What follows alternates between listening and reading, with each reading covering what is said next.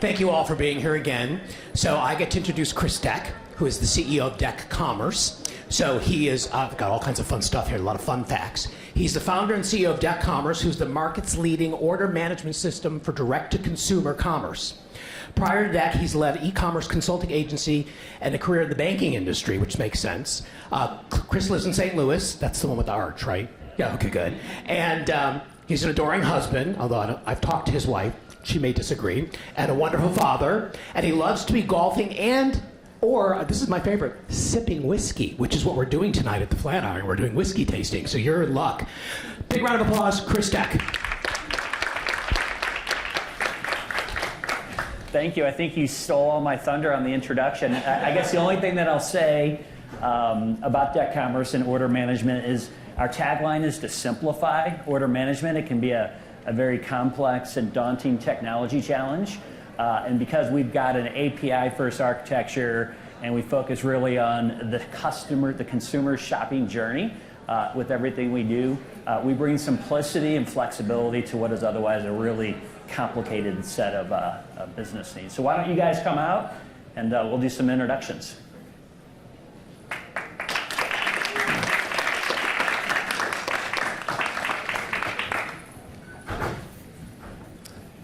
Nathan, we'll start with you, and then we'll head on right down the list. Okay.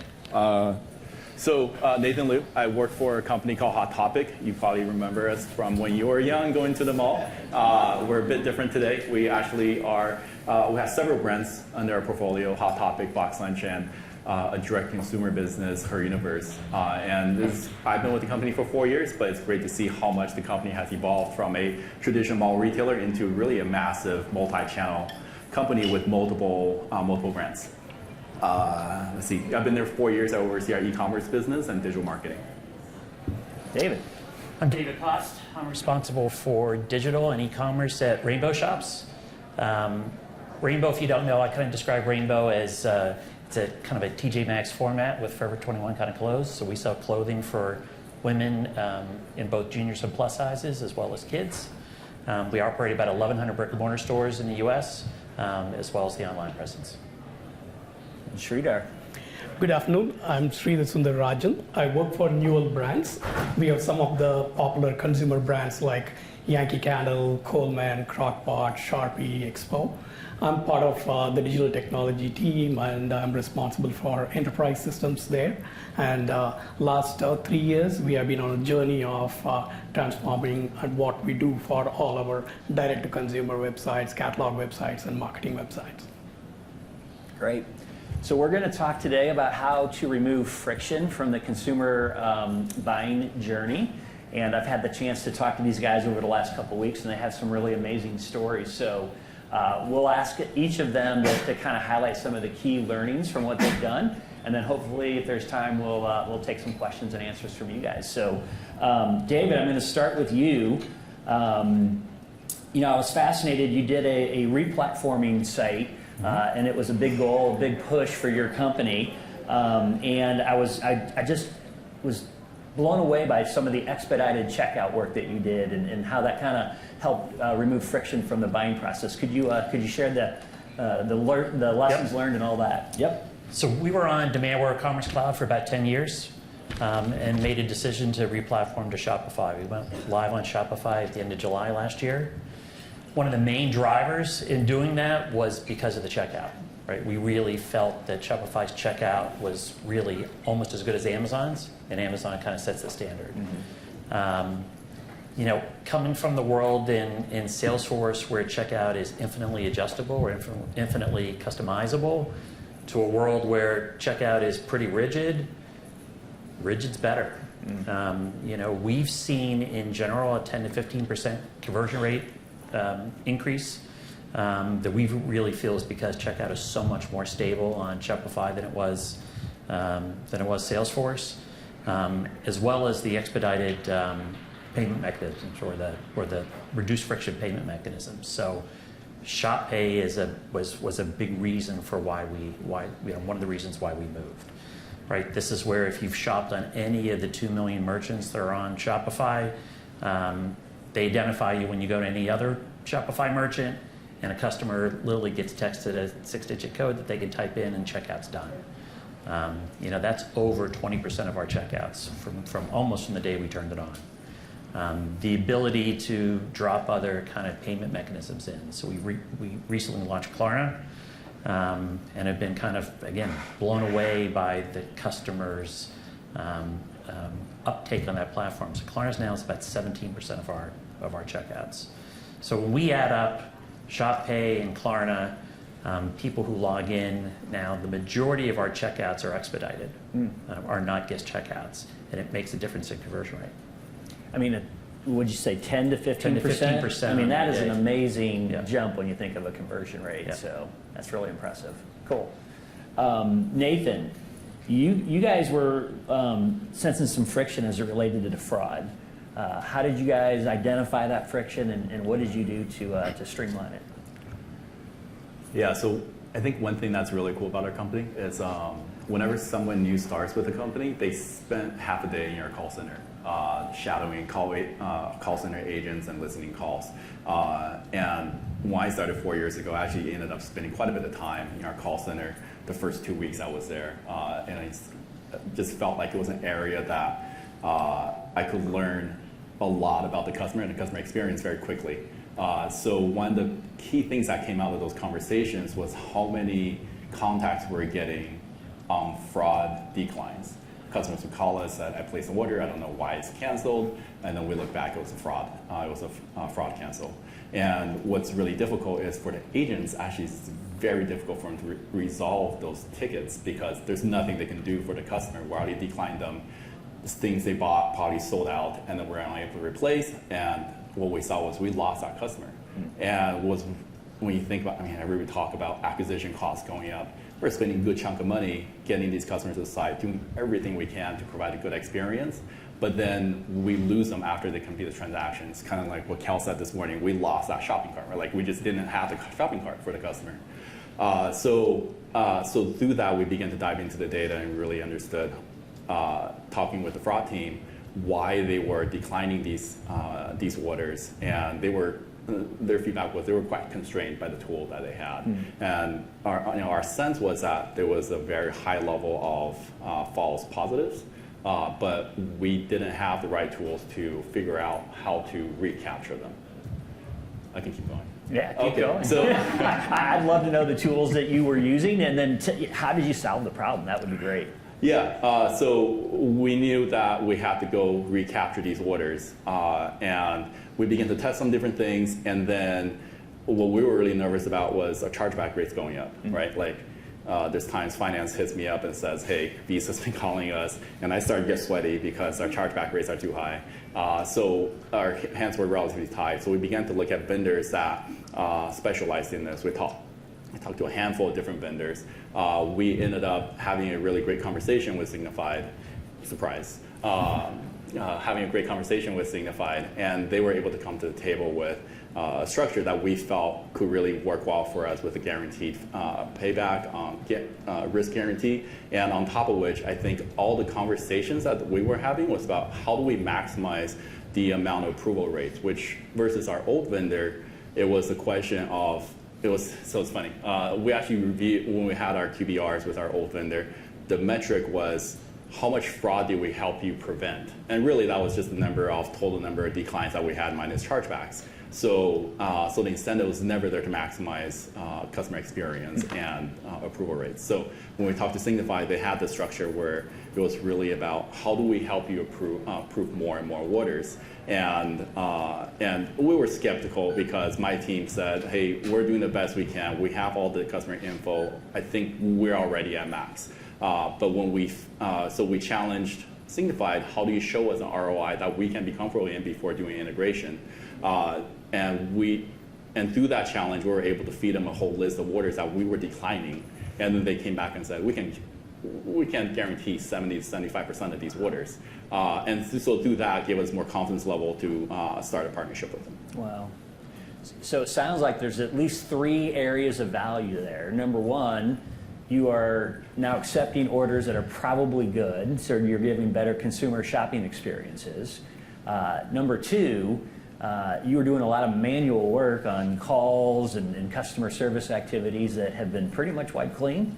And then I'm assuming, with the way the Signified model works, from a loss perspective, you've probably seen great improvements there as well. Is that a pretty fair way to describe the wins? Yeah, I think so. So we get very few customer contacts now regarding fraud. Results-wise, over the last couple of years, we recovered about $5 million worth of revenue. Wow. But I think more than that, it's that $5 million of revenue was 100,000 customers. Yeah. And sometimes I had to get my head wrapped around that and says, hey, there's enough people to sit them into a Staples Center. Yeah. Sorry, Crypto.com Center. And that's a lot of people that we upset in the past, and now that we are able to recapture them and turn them into loyal customers and advocates. So that's really what we talk about as a win. So I know it was really an area that nobody was paying attention to, but is a huge negative experience for that group of people. Yeah, it's amazing. Sridhar, my friend. Full disclosure, Sridhar is a customer of ours, and we've been on an odyssey, we call it. It's the code name for a project. We've been working for 3 years helping Newell Brands, who, as Sridhar mentioned, has a whole variety of brands underneath them that are very well known and very proud for the company. And as a result, they also have almost that many ERP systems running their back-end business systems. So I believe that before we started this project, ERP and back-end processing was a major friction point for Newell Brands. Tell us what that looked like on the before scene, and then we can talk about how it's looking like now on the after. Absolutely, Chris. If you look into most of the consumer goods company, we grow by acquisition. So Newell is no different. We also grew by acquisition. That also means that we inherited quite a number of technological architecture. So any platform you look, we have 5 or 6 different flavors. So it is not a sustainable model. So we had an opportunity to consolidate into one model. So some areas, by and large, we are doing well. Some areas we are not doing well. So we had an opportunity to relook into the entire technology stack and pick the right products and start migrating to that specific stack. So we definitely felt that the stack is missing some elements.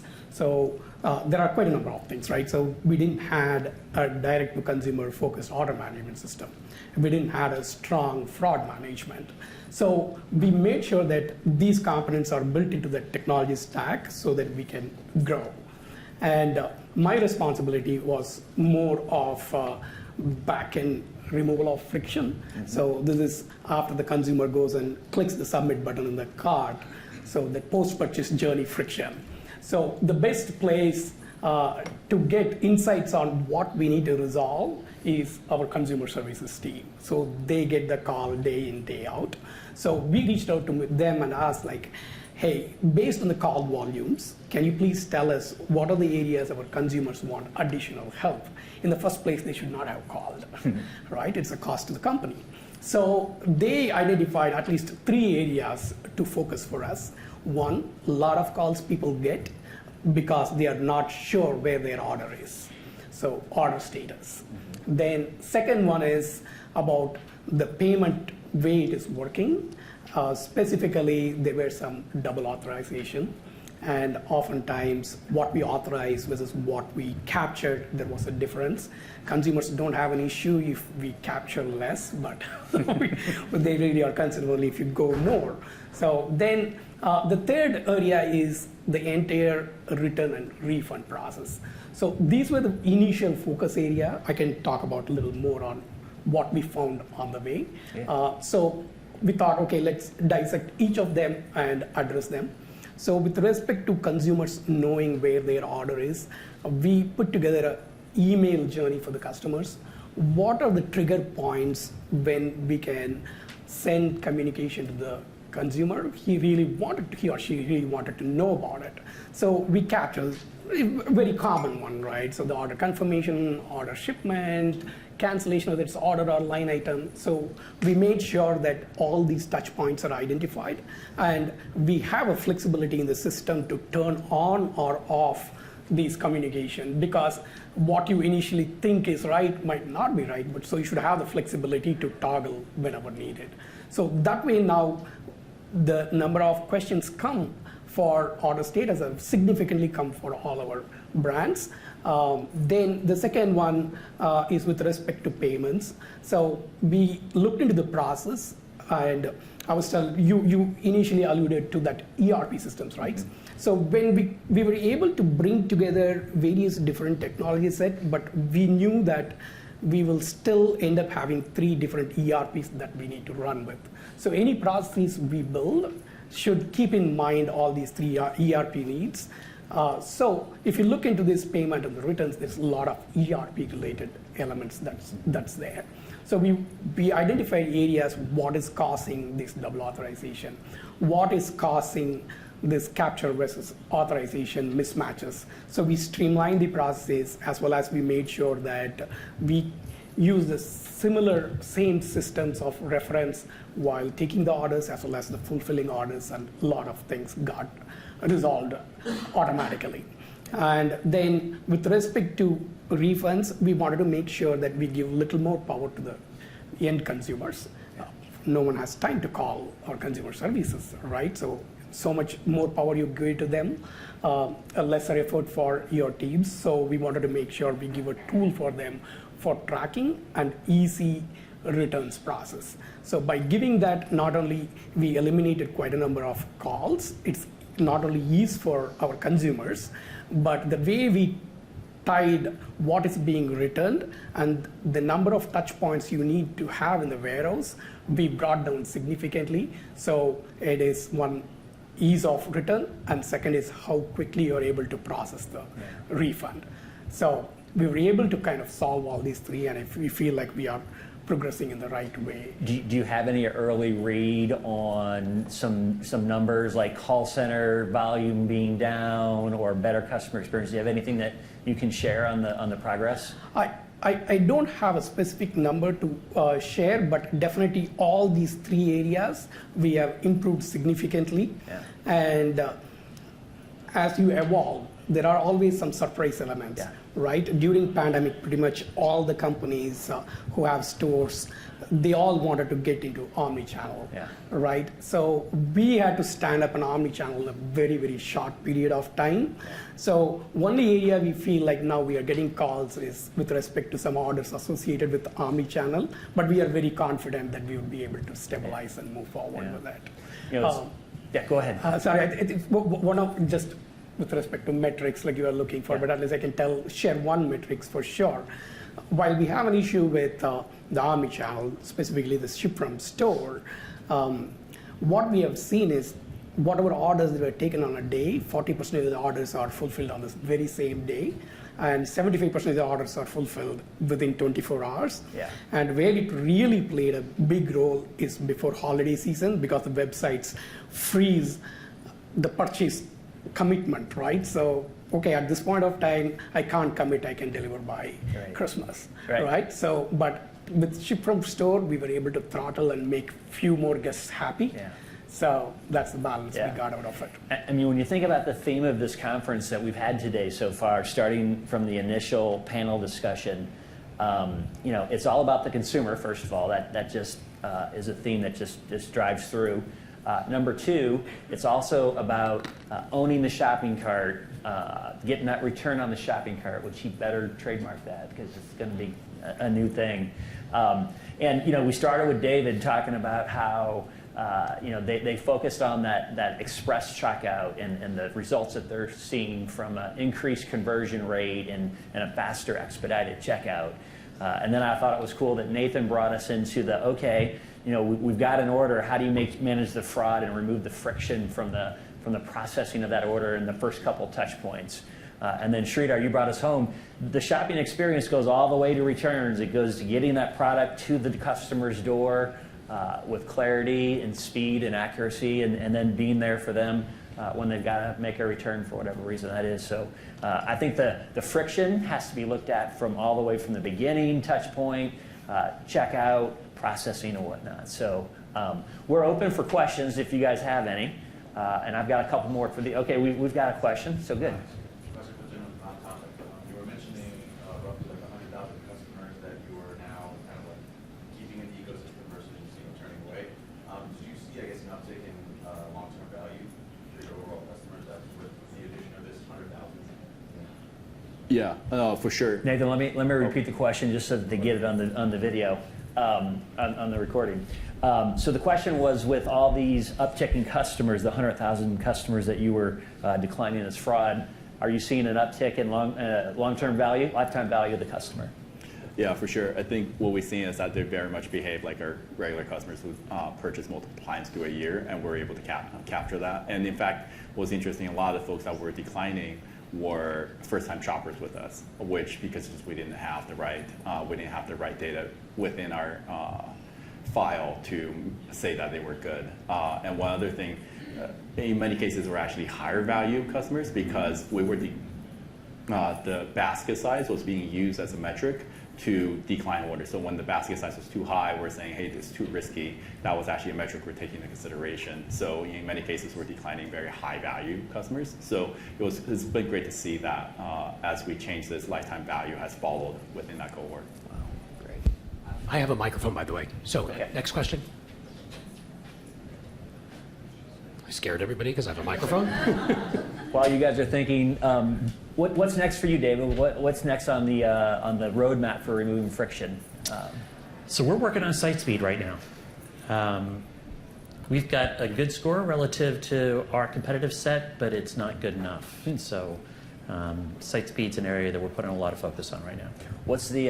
Is there a benchmark? Is there certain seconds per page that you're shooting for? We want a full green score from Google. Okay. That's what we're shooting for. Cool. And right now, in our competitive space, not a single retailer has a green score. Wow. Right? It's kind of amazing. Cool. Nathan, what about you? What's on your roadmap? What's the rest of 2022 going to look like?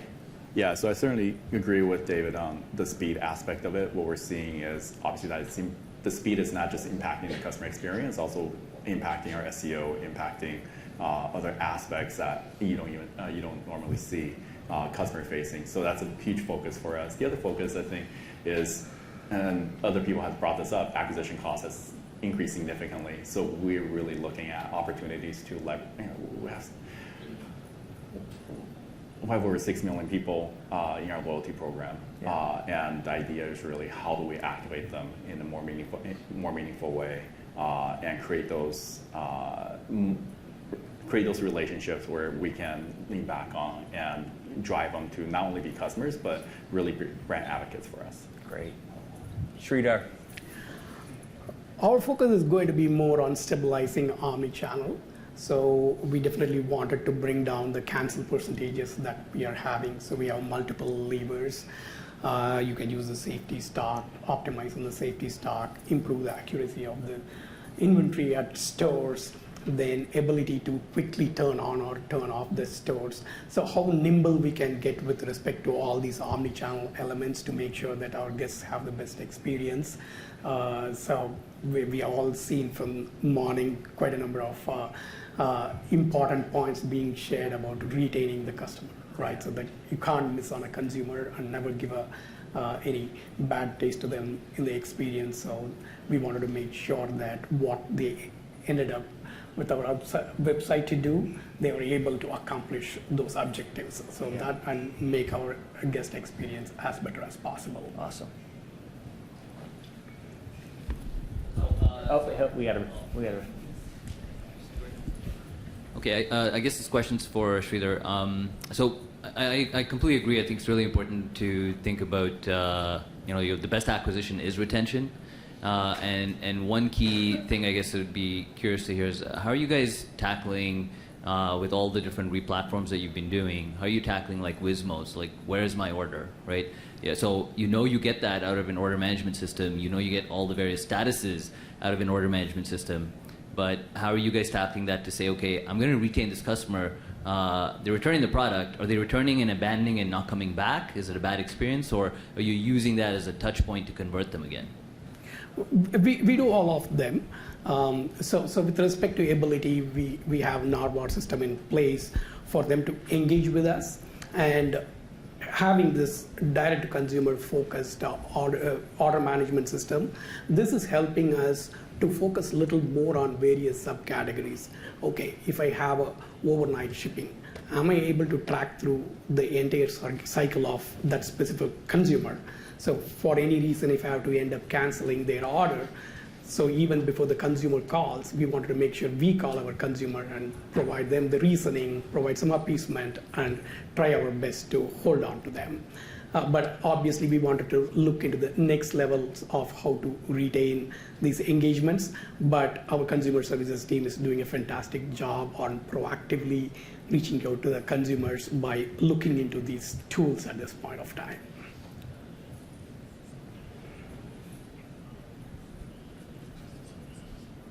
Cool. Wow, it's a quiet group. What, we needed a fire alarm to get everyone's energy levels Do you want higher? to? Do you want to ask each one Oh, here we go. And then also we can wrap it up and hear some closing thoughts from each of you. Go. Okay. Yeah, okay. Sorry, I missed your name, but for Rainbow site, Yeah.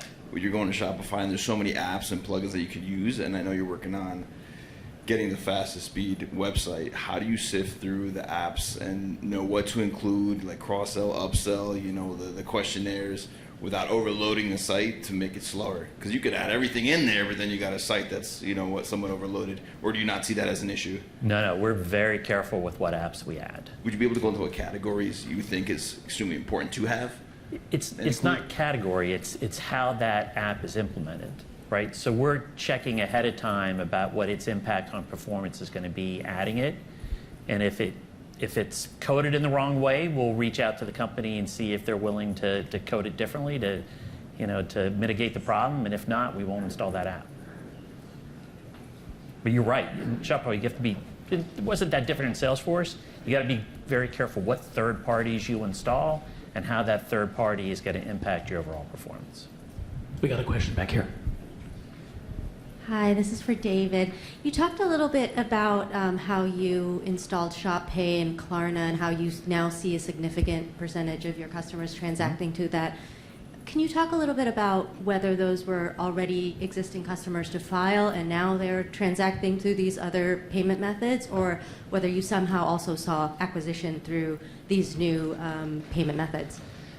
I mean, the honest answer is we don't know. I don't suspect that any of it was, or that very little of it was new business. It's not dissimilar to, I'm trying to think how many years ago when we put PayPal on the site for the first time. I mean, we went from 0 to 20% in a day. So clearly there was pent-up demand in the user base for that payment mechanism.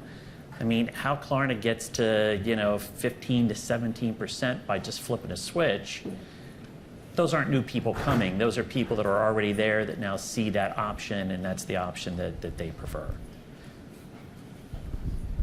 Oh, one more question. Okay, this will be the last question, and then we'll ask for closing remarks. Okay.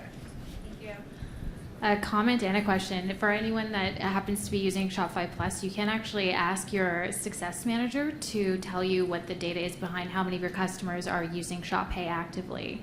So if that's helpful information for anyone using Shopify. But my question is, how do you decide this for anyone? How do you decide which apps, similar to your question, except determine the length of time you'll test them out before deciding whether or not they're just a distraction to your customers and create friction, and they end up getting distracted and dropping off and potentially harming your conversion rate?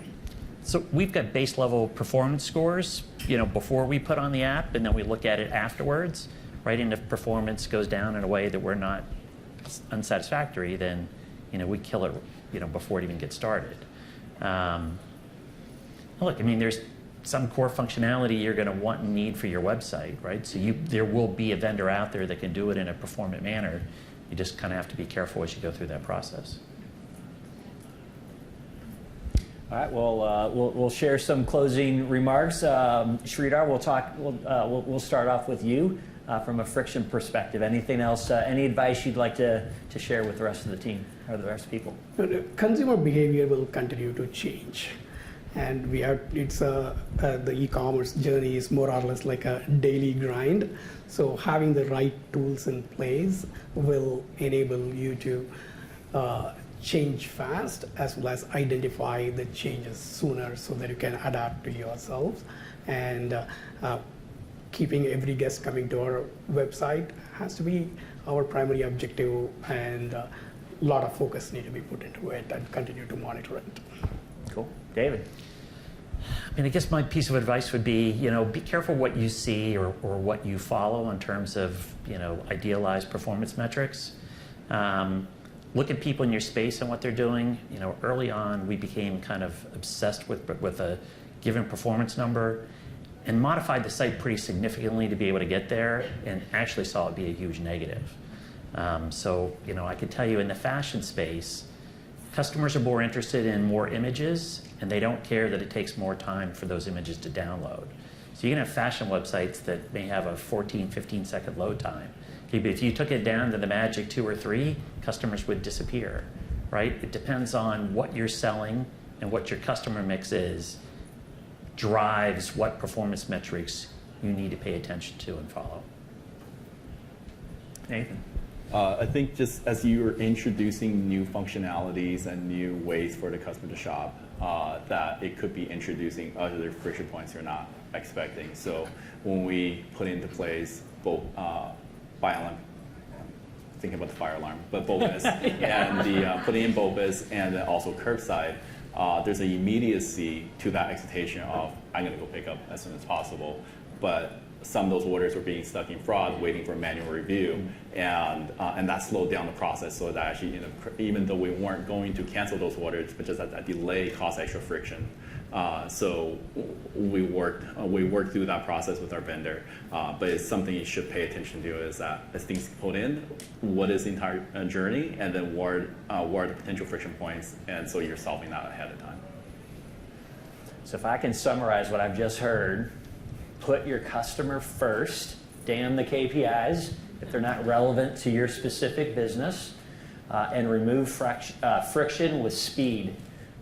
Do things quickly, learn quickly, adjust quickly, try to make sure that customers are communicated with quickly and clearly, and that should help. So thanks everyone. Let's give them a big round of applause. And you guys will be here later, so people can come up to you during the reception. Again, big round of applause, gentlemen. Thank you.